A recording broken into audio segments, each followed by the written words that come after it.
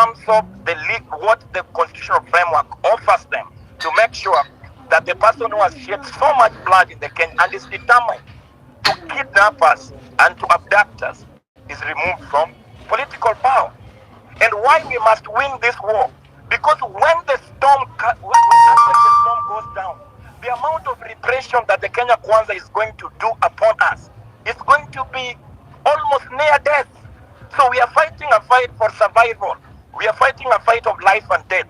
If we leave President William Samoei Ruto to stay in power for an inch, once he re-establishes himself, he will massacre us, he will kill us, he will run around and actually collect the people he thought caused him this pain, and they will be sent down under. This is what we must tell the population, that the repression will not continue, will not stop after the rejection of the finance bill. In fact, he will be able to re-establish himself in power, just like Moi did after 1982. Did he not send people to exile? Did he not form torture chambers? So the reason why William Samoei Ruto must not stay any longer in power is also for preservation of the progressives and the revolutionaries that have been opposing his government all this time. That is why we say on Tuesday, we are asking the President William Samoei, because he knows them, he must provide the people that are abducted, the people that have been kidnapped, dead or alive. He has to produce them, so that at least from that clean sheet, even if we are charging him, we know we have the evidence of dead bodies on the table. But at the moment, when we don't have our loved ones, then we must continue to push on for that kind of thing. Now, on the attacks of who's after who, this is something that has been used to attack the people who are appealing to unite all the progressive forces. There are people who probably will have supported Ruto at that time. There are people who will have supported other people at that time. But if they genuinely come to the people's camp and then say that we realize we have made certain mistakes and they are willing to fight on our side, then we must welcome them with jubilation and actually make sure that they can fight alongside us until the defeat of the primary enemy, because this is important. And then finally, on violence and non-violence, it is important because the state has sponsored a certain narrative that there were criminals in the streets. The truth of the matter that we must continue to say is that the violence that was on the street, as we were on the street, was started by the organized violence of the state. When people rises up to do a peaceful march in this country, they are met with police batons, they are met with extreme violence of the police. Remember, on day 1 and day 2, there was a peaceful protest. And then day 3, they started to break the fronts. They are shooting rubber bullets, shooting live bullets. And the only way to break the barrier of the police until we reach parliament was to confront the police violence. And it took at least limited violence from the people who were on the street to make sure that they were able to break the 3 barriers to reach parliament. So we must understand that there is revolutionary violence and there is reactionary violence. We must not be ashamed to defend the people whose crime were only in the streets to defend this democratic space. But they were being shot at by live bullets. They were being shot at by tear gas canisters, by rubber bullets. They had to move to reach their destination, which was to present a petition in parliament. This is important for us. And when we go to the streets, we call upon the police to define the routes where people will go. We have always called upon the police to sit down with the organizers, but they obviously refuse. In fact, Bungei, that is still serving in the police force, and the IG that has resigned, they will not accept a peaceful protest because they want to use the opportunity to brutalize the people. So we must continue to debunk what violence and what non-violence, because then we cannot behave like in Jeketile Rebellion, where the white man was shooting at us with bullets, and then they were spraying water, like witchcraft on them. This is something that we must continue to debunk. Otherwise, my conclusion with this submission, that comrades, let us open doors to consult widely to build an outcome in terms of an organization of national that has a national that cuts across all stratas of interest in this country, and prepare for a post-Ruto era by having a government that can respond to the people. Why are we asking President William Ruto to fire people? After he's gone, we can actually fire them all and recruit people who can serve us. Why are we asking the President Ruto, who has continued to defy the Constitution, to implement the Constitution? When we have a pro-people government, the Constitution will be implemented to serve the majority of the people. So the actual thing is we go to the real enemy, finish the real enemy, overhaul the system, and roll out a pro-people government. Thank you very much. Thanks, Buka. Let's have Tabitha speak, then Neto, and then Anthony, and then we'll open the mic to other speakers. Hilary, I see your mic is on. Go on. Yeah, I think Tabitha dropped. I don't know. And Neto, can you hear us or you're hanging? Because I'm just wondering what is happening. I think Neto is also. Neto is. I think Neto is also dropped from technical issues. Neto, would you kindly then just? He should drop and come back. Yeah. Drop, then come back. So I think let Anthony go because he's representing the. Okay, Anthony, over to you. He has written the. Hello, am I audible to everyone? Loud and clear. Okay. First of all, I'm a millennial, but let me just take this opportunity to thank you for opening this wonderful space where we get to exchange ideas on the Kenya we want and the country we want to have. I've heard several people, Miguna, Anthony Gashoka, talk about the Ruto they know, which I believe is something we should all focus on. Anytime you're going to either take part in sport or politics or even war, you first of all must appreciate your opponent. What are their strengths? What are their weaknesses and all that? Ruto is not president by accident. He was strategic about it, he planned about it, and I believe he believes he knows what exactly wants to achieve in this regime that he's leading. Our differences between us who are agitating for change are more of ideological differences. We all agree we want better accountability.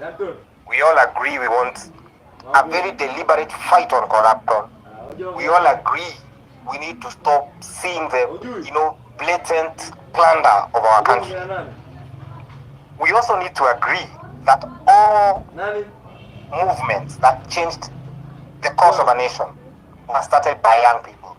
From the Mau Mau to repealing Section 2A to the Katiba movement to what we are doing right now. What I feel we are missing is a structure. Because for us to advance in any way, we need a structure so that we know in which direction are we all going. I just feel we are moving in very many directions at the same time. I also feel that we are not taking advantage of the small wins we get. And I'll go back to something I think someone alluded to. That come this Monday, tomorrow, a group of 150 people will sit down somewhere in this country, I don't know whether it's KICC, and they will start picking the next IEBC. Still, next week, the cabinet will be announced, I think by Thursday or Friday. For us who are agitating, will our choice, our voice, our aspirations be represented on the IBC we want to see? Will the same things, the ideologies we want, be represented on the cabinet that is going to be selected? Because he did say that he will consult. But I noted clearly, he said political parties, church leaders, civil society. He never mentioned the Gen Z movement anywhere. For us to be able even to feel we are winning, because I believe in any move, any agitation worldwide, study history for as far back as we can go. Anytime you gain ground, you need to learn to live. I'll appreciate, yes, appreciate that we need to leave our foot soldiers, people who represent our ideas and what we want. Right now we are gaining ground, but we're just moving. We are leaving no one behind to say what we want. My other point is Could you try to land in the next 1 minute and just a actually clarification? Yes, please. I'm here. Yeah. I'm on my last point. Yes, and then the Terry, you're gonna be next here. I'm on my last point. Okay, please go. Next is someone, I think it was Booker, who talked about how we demonstrate and the way we need to demonstrate. Personally, I feel we can have two fronts. We can have the street movement, which, if I was asked, we need to strategize on how do we prevent hired goons from penetrating what we are doing. And this is why most people switched to a strategy of a peaceful way of demonstrating. And I'll give an example. When Tapna Shinawatra was being overthrown, all those people did was sit down on tarmac. You know, you choose major roads. The road to Treasury, the road to Parliament, and the road to the airport. Okay? If you sit on those roads, how can a goon penetrate that? If today government comes and starts tear gassing people who are sitting down, then the world will say, hey, that's not right. These people are peaceful. They are asking for you to listen.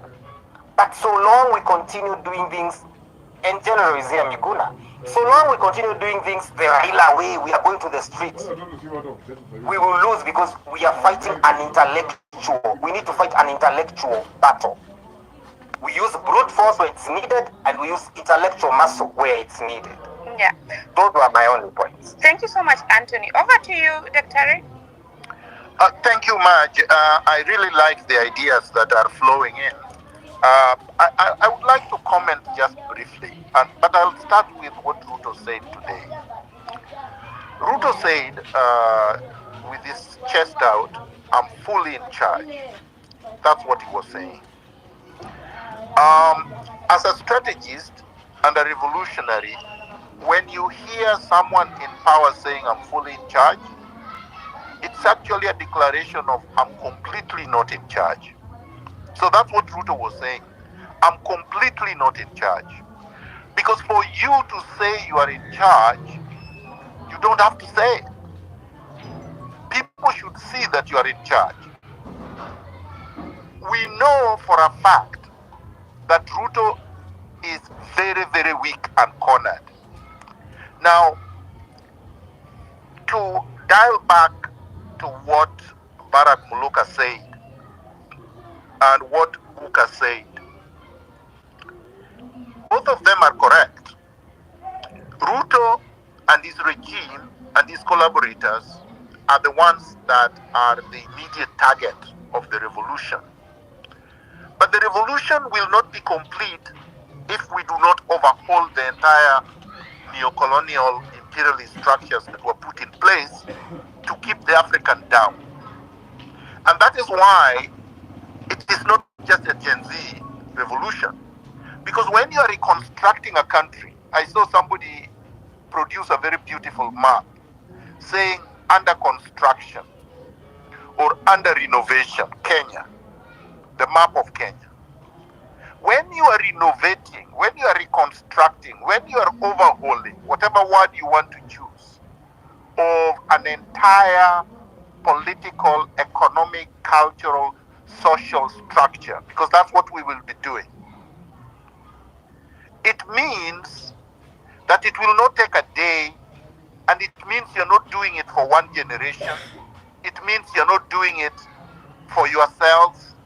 It means it is classless. It means it is tribeless, because the country is for all of us.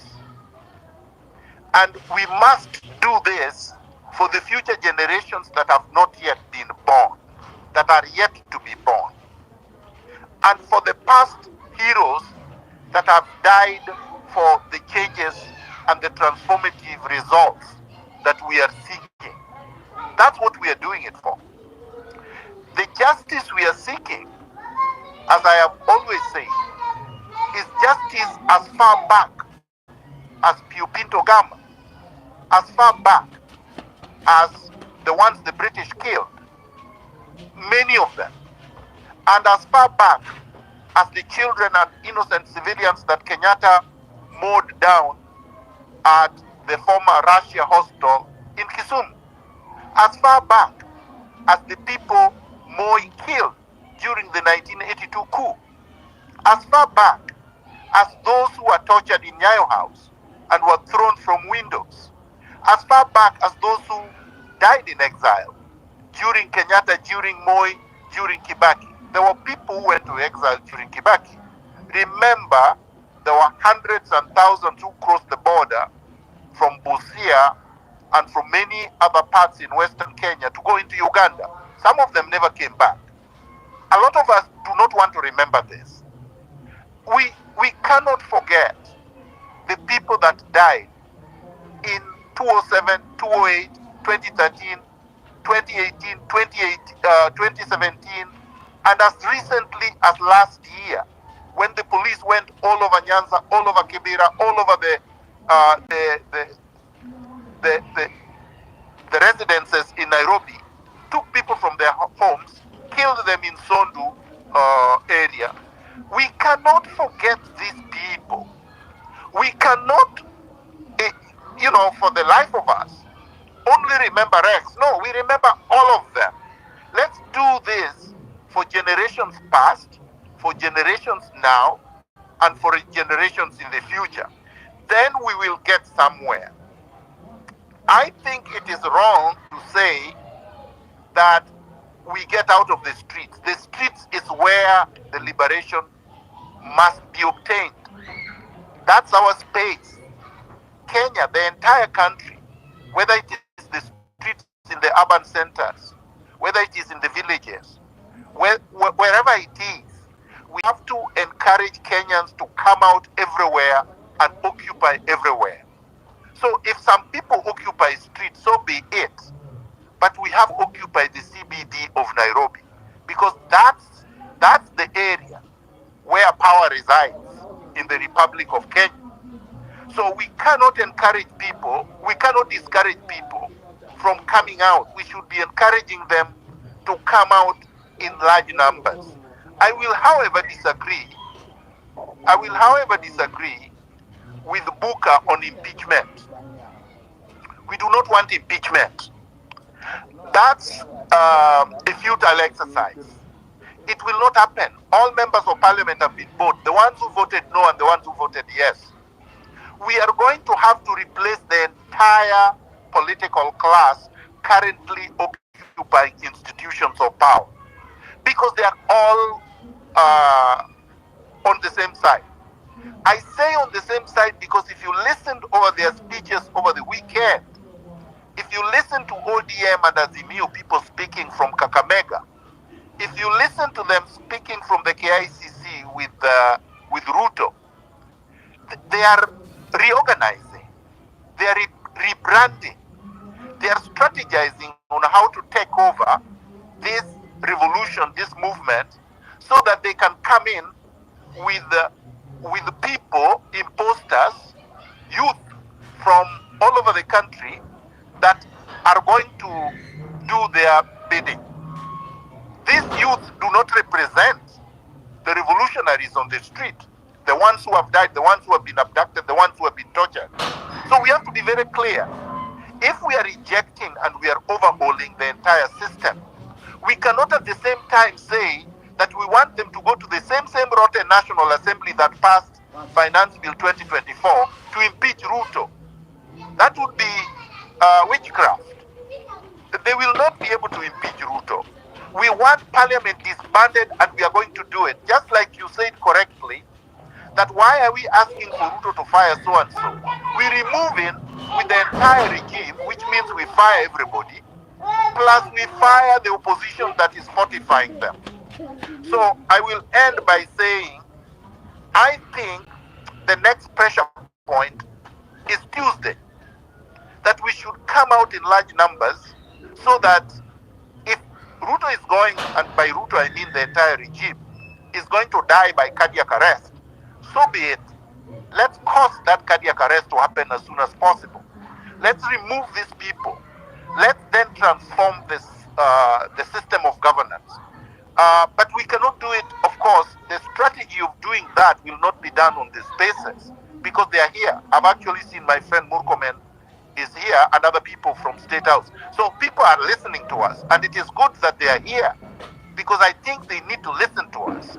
And they need to know that what they're trying to do now is too little too late. We are not interested.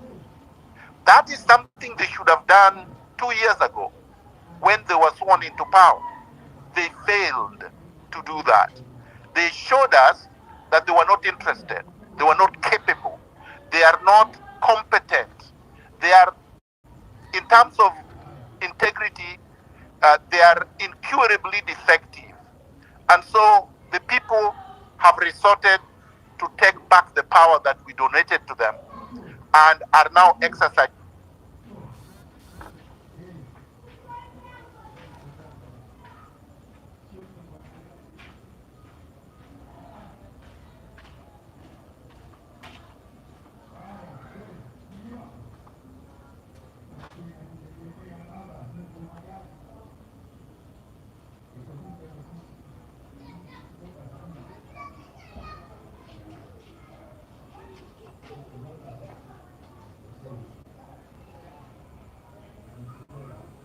Going to talk about myself or any of the students.